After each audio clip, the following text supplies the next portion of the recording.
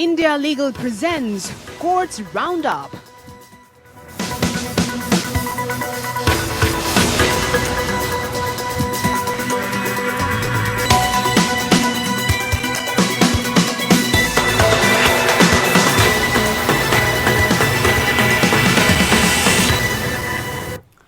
नमस्कार, मैं हूं आपके साथ पूजा कव्या गोमा। कोर्ट्स राउंडअप में आपका स्वागत है। इस बुलेटिन में अगले आधे घंटे हम आपको कोर्ट से जुड़े तमाम छोटी बड़ी खबरों से रूबरू करवाएंगे। कोर्ट से जुड़ी कार्रवाई और सुप्रीम कोर्ट से लेकर हाई कोर्ट और लोअर कोर्ट तक के फैसलों को आपके सामने रखेंगे। आगे बढ़ने से पहले एक नजर डालते हैं हेडलाइंस पर।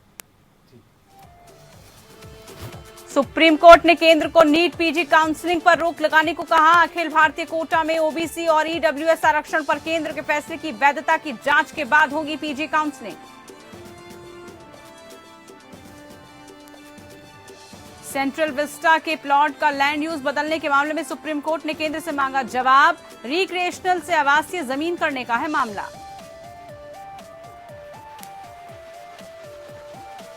भारतीय सेना में स्थायी कमीशन को लेकर महिलाओं को सुप्रीम कोर्ट से बड़ी जीत। कोर्ट ने केंद्र को स्थायी कमीशन देने का दिया आदेश। अब महिलाएं सेवानिवृत्त तक अधिकारी पद पर बनी रहेंगी।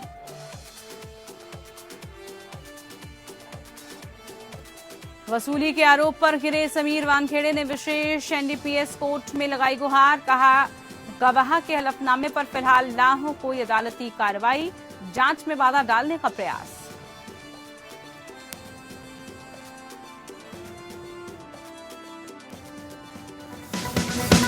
India Legal presents Courts Roundup.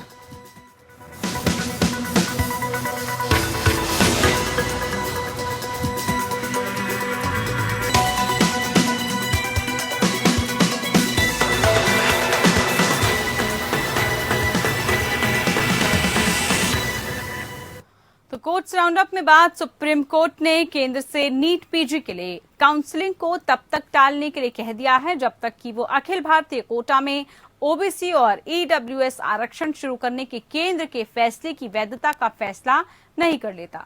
Supreme court ने ईडब्ल्यूएस के लिए वार्षिक आय मानदंड के रूप में 8 लाख रुपए की सीमा तय करने के पीछे के तर्क पर सवाल उठाया है। उन्होंने अदालत से इसमें हस्तक्षेप के लिए आग्रह किया। इस पर जस्टिस डीवाई चंद्रचूड़ की अगुवाई वाली पीठ ने कहा कि अगर अदालत के फैसले से पहले काउंसलिंग शुरू होती है तो छात्रों को एक गंभीर समस्या होगी। इसके बाद केंद्र सरकार की ओर से अतिरिक्त सॉलिसिटर जनरल के.एम. नटराज ने सुप्रीम कोर्ट को आश्वासन दिया है कि नीट पीजी के लिए काउंसलिंग तब तक शुरू नहीं होगी जब तक कि कोर्ट अन्य पिछड़ा वर्ग और आर्थिक रूप से कमजोर वर्गों के लिए आरक्षण शुरू करने के केंद्र के अखिल भारतीय कोटा फैसले की वैधता का फैसला नहीं कर लेता। पीठ ने ओबीसी आरक्षण में क्रीमी लेयर के लिए 8 लाख रुपए की मानदंड का हवाला देते हुए केंद्र सरकार से सवाल किया कि ओबीसी और ईडब्ल्यूएस श्रेणियों के लिए समान मानदंड कैसे अपनाया जा सकता है जबकि ईडब्ल्यूएस में कोई सामाजिक और शैक्षणिक पिछड़ापन नहीं है।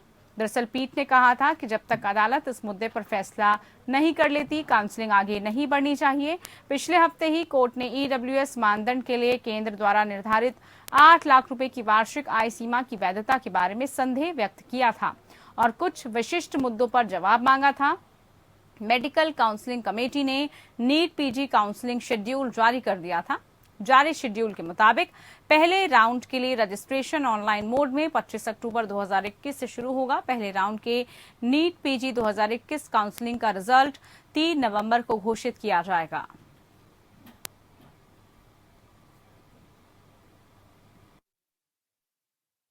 इधर सेंट्रल विस्टा के प्लॉट का लैंड यूज बदलने के मामले में सुप्रीम कोर्ट ने केंद्र सरकार से जवाब मांगा है। इसे रिक्रिएशनल से आवासीय जमीन को तौर पर बदलने को लेकर जवाब मांगा गया है। इस मामले में अब 29 अक्टूबर को सुनवाई होगी। याचिकाकर्ता राजीव सूरी ने सुप्रीम कोर्ट में कहा कि सेंट्रल विस्टा के प्लाट नंबर 1 का इस्तेमाल रिक्रिएशनल सुविधाओं के लिए होना था लेकिन इसका इस्तेमाल आवासीय के लिए किया जा रहा है। इसके जवाब में केंद्र की ओर से पेश सॉलिसिटर जनरल तुषार मेहता ने कहा कि वो 3 दिनों में इसका जवाब दाखिल कर देंगे और सरकार से निर्देश लेंगे। उन्होंने कहा कि उनका विचार है कि संसद का निर्माण चल रहा है, इसमें राष्ट्रपति भवन और उपराष्ट्रपति भवन भी हैं। ऐसे में सुरक्षा क्षेत्र में रिक्रिएशनल एरिया संभव नहीं हो सकता। गौरतलब हो कि सेंट्रल विस्टा परियोजना को लेकर कई याचिकाएं अलग अलग समय में सुप्रीम कोर्ट में दाखिल की गई हैं। सुप्रीम कोर्ट ने परियोजना पर रोक लगाने की याचिका पहले ही ठुकरा दी है। माना जा रहा है कि गणतंत्र दिवस की अगले साल की परेड नए राजपथ पर आयोजित की जाएगी। अधिकारियों का ये भी कहना है कि राष्ट्रपति भवन से इंडिया गेट तक सेंट्रल विस्टा एवेन्यू का पुनर्निर्माण का कार्य नवंबर तक पूरा हो सकता है। केंद्रीय आवास और शहरी मामलों में मंत्री हरदीप सिंह पुरी का कहना है कि नागरिकों को इस पर गर्व होगा। सेंट्रल विस्टा एवेन्यू परियोजना की अब तक की देश के लोगों को एक ऐसा स्थान मिलेगा जिस पर उन्हें अभिमान होगा।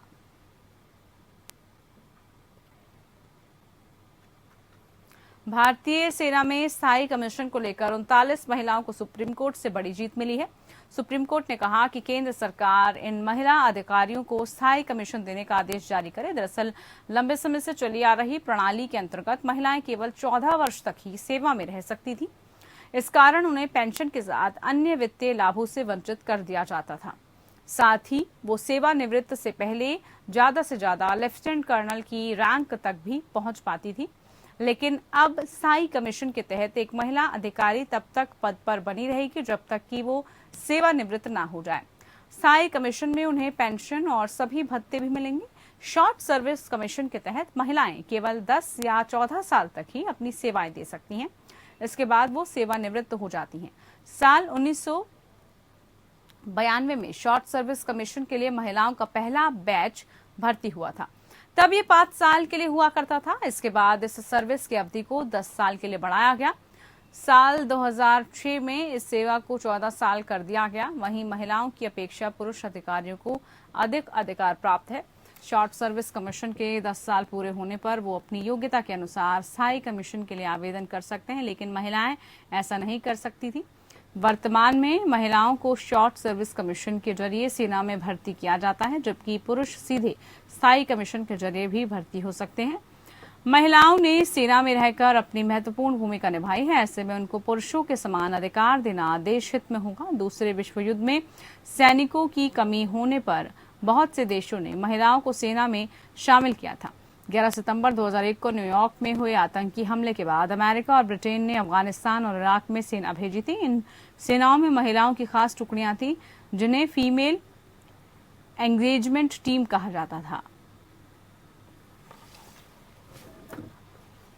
सुप्रीम कोर्ट ने कर्नाटक उच्च न्यायालय के मई के फैसले को चुनौती देने वाली याचिका को खारिज कर दिया, जिसमें कहा गया था कि new drugs clinical trial rules 2019 और राष्ट्रीय दिशा निर्देशों के अनुसार gene therapy product development and clinical trial 2019 के सभी चरण पूरे नहीं होने तक कोविशील्ड और कोवैक्सीन टीकाकरण को रोकने की याचिका खारिज कर दी गई थी। न्यायमूर्ति DY चंद्रचूड़ ने कहा कि हम नहीं चाहते कि इस पर बहस हो। उच्च न्यायालय बहुत सही है। आइए हम टीकाकरण पर संदेह न करें। ये हमारी आबादी की रक्षा करने के लिए अहम है। यहाँ तक कि इस SLP पर नोटिस जारी करना भी इसे बड़ी शरारत के अधीन करेगा। हम महामारी के इतिहास में एक बहुत ही महत्वपूर्ण चरण में गुजर चुके हैं और भारत दुनिया का एकमात्र ऐसा देश नहीं है जहां टीकाकरण हो रहा है और खारिज हो जाता है। मई में कर्नाटक उच्च न्यायालय के मुख्य न्यायाधीश अभय ओका और न्यायमूर्ति अरविंद कुमार की पीठ ने कहा था कि याचिका जनहित में नहीं है और इसने दूसरे और तीसरे याचिकाकर्ता द्वारा भुगतान किए जाने के लिए 50,000 रुपए जुर्माना लगाया, जिसे 1 महीने के भीतर मुख्यमंत्री राहत कोष में जमा कराया जाना था। याचिकाकर्ता की ओर से पेश हुए वकील नितिन ने कहा कि बिना क्लिनिकल ट्रायल के वैक्सीन के इस्तेमाल की इजाजत देना नियमों का उल्लंघन है। वैक्सीन के घटक जीन थेरेपी उत्पादन की श्रेणी में आते हैं और इस प्रकार भारत सरकार द्वारा जारी दिशा निर्देशों का पालन करना पड़ेगा। संक्षेप में उन्होंने प्रस्तुत किया कि जनता के सदस्यों के लिए कोवैक्सीन और कोविशील्ड लगाना हानिकारक और अवैध भी है। अदालत ने यह भी दर्ज किया था कि वैक्सीन अभियान जनवरी 2021 में शुरू हुआ था। याचिकाकर्ता के वकील इस बात पर विवाद नहीं कर रहे हैं कि पूरे देश में 18 करोड़ से अधिक खुराक दी गई है। वर्तमान याचिका 24 मई को देरी से दायर की गई है।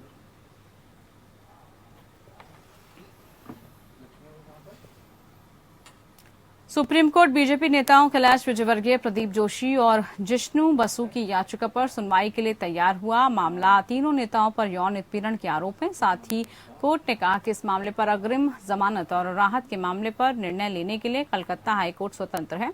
सुप्रीम कोर्ट ने इस मामले में मुख्य शिकायतकर्ता राजलक्ष्मी चौधरी को संबंधित थाने के थाना प्रभारी के माध्यम से नोटिस और पश्चिम बंगाल सरकार को भी जारी किया नोटिस।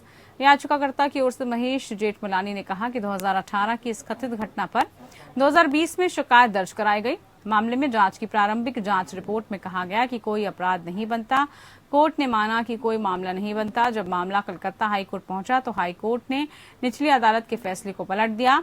जस्टिस शाह ने पश्चिम बंगाल सरकार की तरफ से पेश वकील कपिल सिब्बल के मामले को कोर्ट पर छोड़ देने की बात कही, लेकिन हमें तो शिकायतकर्ता को सुनना होगा।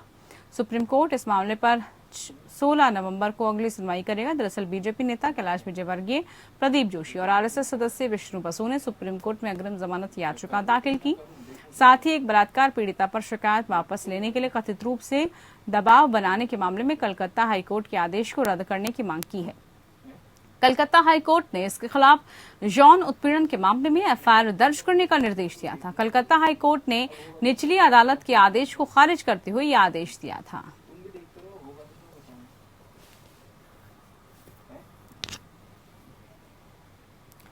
दिल्ली हाईकोर्ट ने दिल्ली नर्सिंग काउंसिलिंग में रजिस्टर्ड नर्सों के लिए मतदान के अधिकार की मांग करने वाली याचिका पर नोटिस जारी किया है। दिल्ली हाईकोर्ट ने एक गैर सरकारी संगठन इंडियन प्रोफेशनल नर्सेज एसोसिएशन द्वारा दायर एक जनहित याचिका पर नोटिस जारी किया। इस याचिका में दिल्ली नर्सिंग काउंसिलिंग में रजिस्टर्ड सभी नर्सों को इसके पदाधिकारियों और कार्यकारी समिति के चुनाव में मतदान का अधिकार देने की मांग की गई। मुख्य न्यायाधीश डीएन पटेल और न्यायमूर्ति ज्योति सिंह की पीठ ने इसके बाद मामले को 13 दिसंबर को सुनवाई के लिए पोस्ट कर दिया। पीठ ने याचिकाकर्ता के वकील रॉबिन राजू को सुना। उन्होंने कहा कि काउंसिल के कामकाज में लोकतंत्र होना चाहिए। उन्होंने कहा कि काउंसिल में रजिस्टर्ड नर्सों के कल्याण के लिए दिल्ली नर्सिंग काउंसिल का गठन किया गया, इसलिए उन्हें इसके कामकाज में अपने बात रखने का अधिकार होना चाहिए। उन्होंने आगे कहा कि पेशेवरों के कल्याण के लिए गठित सभी संगठनों में, चाहे वो डॉक्टर हों या अधिवक्ता सदस्य हों, उनको संबंधित संगठनों में मतदान की शक्ति दी जाती है। याचिका में कहा गया कि दिल्ली में registered doctor Delhi medical council के सदस्यों का चुनाव करने के लिए वोट करते हैं। इसी तरह से एडवोकेट और चार्टर्ड अकाउंटेंट वोटिंग के माध्यम से बार काउंसिल ऑफ दिल्ली और institute of chartered accounts of India में अपने प्रतिनिधियों का चुनाव करते हैं। इसलिए नर्सिंग अधिकारियों को अधिकार से वंचित करने के लिए दिल्ली नर्सिंग काउंसिल के सदस्यों का चुनाव करना स्पष्ट रूप से मनमाना है। साथ ही ये लोकतंत्र, निष्पक्षता और समानता के सिद्धांतों के भी खिलाफ है। याचिका में दिल्ली नर्सिंग काउंसिल को अपनी वेबसाइट पर वार्षिक ऑडिट किए गए खातों को प्रकाशित करने के लिए एक और निर्देश देने की मांग की गई है। का बात अब इलाहाबाद हाईकोर्ट की, जिन्होंने दादा दादी की तरफ से दायर उस बंदी प्रत्यक्षीकरण याचिका को खारिज कर दिया, जिसमें लगभग 3 वर्ष की आयु की एक नाबालिग बच्ची की कस्टडी उसके नानी से लेकर उनको देने की मांग की गई थी। न्यायमूर्ति वाई के श्रीवास्तव ने कहा कि मामले के तथ्य ये संकेत नहीं देते हैं कि नाबालिग को उसके नाना के पास रखना किसी भी तरह से अवैध और अनुचित कस्टडी के समान है। ऐसा प्रतीत हो रहा है कि बच्ची बचपन से ही, जब वो कम उम्र की थी, अपने नाना के साथ रह रही है। वहीं एक तथ्य ये भी है कि कस्टडी का दावा करने वाले पिता बच्ची की मां की मौत से संबंधित एक आपराधिक मामले में आरोपी हैं और ये प्रासंगिक कारक है। अन्य तथ्य जो महत्वपूर्ण है वो बच्चे को एक सुखद घर में प्यार और अच्छी देखभाल, मार्गदर्शन, अच्छे और दयालु संबंध प्रदान करने की आवश्यकता है, जो बच्चे के चरित्र और व्यक्तित्व के विकास के लिए आवश्यक है। न्यायालय ने इस बात पर जोर दिया कि बच्चे का कल्याण सर्वोपरि विचार होगा, न कि पक्षकारों द्वारा संरक्षिता से संबंधित किए गए प्रतिस्पर्धी अधिकार, जिसके लिए सही उपाय उचित वैधानिक मंच के समक्ष होगा। दादा दादी ने नाबालिग बच्चे की कस्टडी की मांग करते हुए बंदी प्रत्यक्षीकरण याचिका दायर की। उक्त नाबालिग बच्ची का जन्म विवाह के बाद हुआ था। वहीं पति बच्ची के पिता पर दहेज की मांग को लेकर उत्पीड़न और क्रूरता करने का आरोप भी लगाया गया। आगे प्रस्तुत किया गया कि प्रताड़ना और क्रूरता के कारण उसकी मां की मृत्यु होने के बाद नाबालिग बच्ची अपने नाना की देखभाल और कस्टडी में है। इसे किसी भी तरह से अवैध नहीं ठहराया जा सकता। हैबियस कॉर्पस की रिट जारी करने के लिए असाधारण क्षेत्राधिकार के प्रयोग पर न्यायालय ने कहा कि ये उस अधिकार क्षेत्र के तथ्य पर निर्भर होगा जहां आवेदक प्रथम दृष्टया ये मामला स्थापित करता है कि कस्टडी गैर कानूनी है। केवल यहां उपयुक्त क्षेत्राधिकार तथ्य स्थापित होता है, आवेदक अधिकार के रूप में रिट का हकदार हो जाता है। चलिए बढ़ते हैं आगे, बात कर लेते हैं। नारकोटिक्स कंट्रोल ब्यूरो ने अपने ही एक गवाह के नोटरीकृत हलफनामे के खिलाफ विशेष एनडीपीएस कोर्ट का दरवाजा खटखटाया। इस हलफनामे में वसूली का आरोप लगाया गया। साथ ही एनसीबी के जोनल डायरेक्टर समीर वानखेड़े को गिरफ्तारी की धमकी दी गई। एनसीबी के आवेदन में निर्देश दिए जाने की मांग की गई। विशेष एनडीपीएस अदालत या किसी अन्य अदालत की अनुमति के बिना गवाह प्रभाकर साइकिल के हलफनामे पर कोई कार्रवाई या संज्ञान नहीं लिया जाए और इसे जांच पूरी होने तक स्थगित रखा जाए। इसके अलावा एनसीबी ये भी निर्देश दिए जाने की मांग की गई है। विशेष अदालत की अनुमति के बिना क्रूज शिप ड्रग मामले के संदर्भ में कानून के अनुसार चल रही अदालती कार्रवाई और जांच के अलावा कोई भी याचिका दायर नहीं की जाए। विशेष न्यायाधीश वीवी पाटिल ने सोमवार सुबह के सत्र में एनसीबी के वकील को 45 मिनट तक सुना और कहा कि वो उचित आदेश पारित करेंगे। आवेदन के साथ जोनल निदेशक समीर वानखेड़े का एक हलफनामा है। उन्होंने दावा किया कि उन्हें गिरफ्तारी का खतरा है और उन्हें एक राजनीतिक व्यक्ति द्वारा निशाना बनाया जा रहा है। एनसीबी ने कहा कि आर्यन खान मामले में एक पंच गवाहों में एक प्रभाकर साई द्वारा जबरन वसूली के आरोप लगाए गए हैं। ये आरोप जांच में बाधा डालने और एजेंसी पर अनुचित दबाव बनाने का प्रयास है।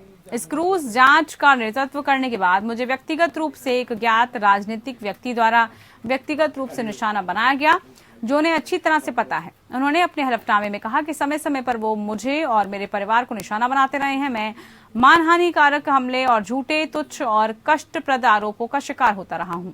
मुझे गिरफ्तार करने और नौकरी से निकालने की धमकी दी गई है। मुझ पर और मेरे परिवार पर कई बार हमले हो रहे हैं। भारत के पूर्व प्रधान न्यायाधीश एमएन वेंकट चलैया का आज यानी कि सोमवार को जन्मदिन है। जस्टिस वेंकट चलैया मानवाधिकारों के परोकार रहे हैं। सीजेआई के रूप में उनके कार्यकाल को अदालतों में लंबित मामलों को कम करने के प्रयासों से जाना जाता है। उन्हें संविधान के कामकाज की समीक्षा के लिए तैयार किए गए राष्ट्रीय आयोग के प्रमुख के रूप में अपने बहुमूल्य सुझाव देने के लिए भी जाना जाता है। जस्टिस वेंकट चलैया इंडिया लीगल के चीफ पैटर्न भी हैं।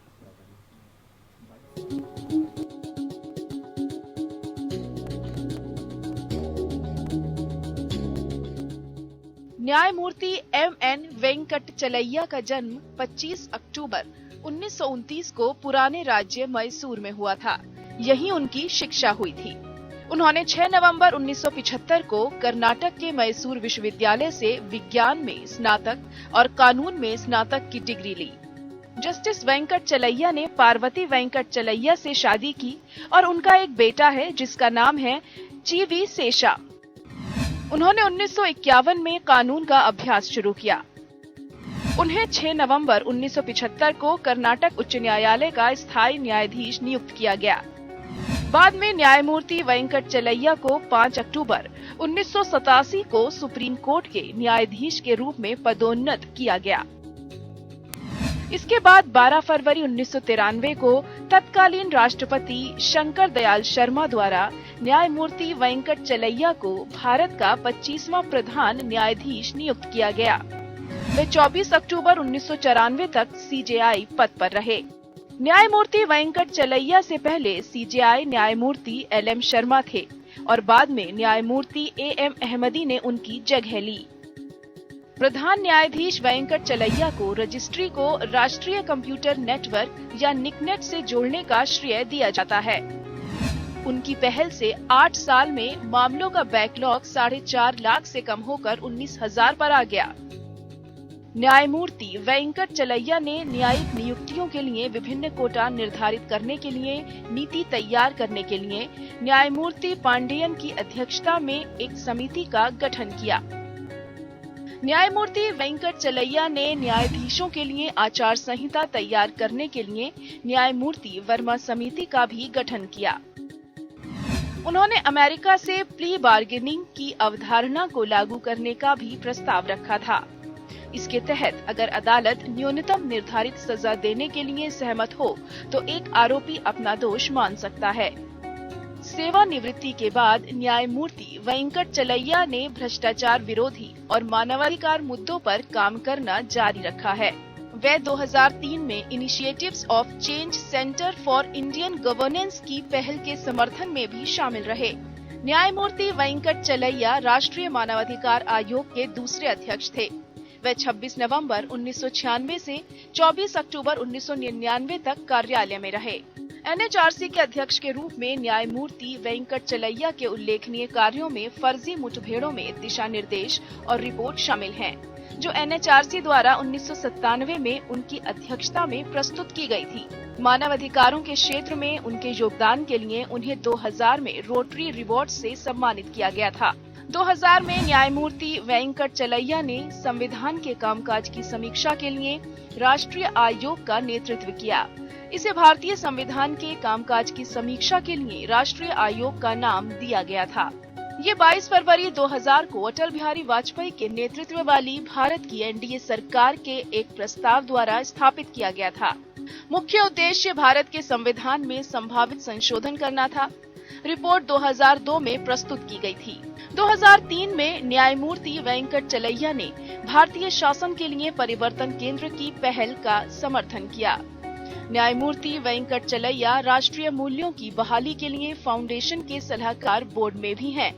यह 2008 में स्थापित एक संस्था है जो भारत के राष्ट्रीय और सांस्कृतिक मूल्यों को बहाल करने का प्रयास करता है।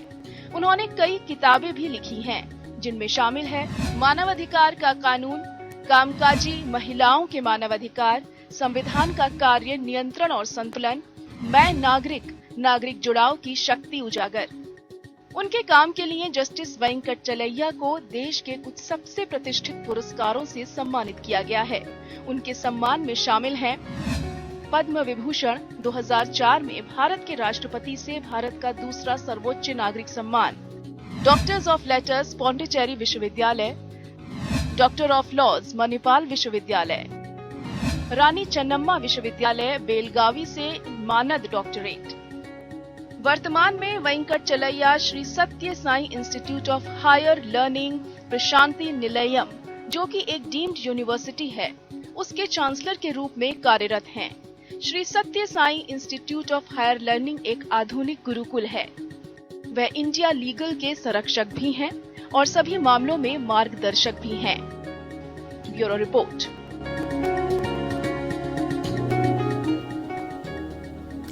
चलिए, कोर्ट्स राउंडअप में अभी के लिए इतना ही। नमस्कार। India Legal presents Courts Roundup.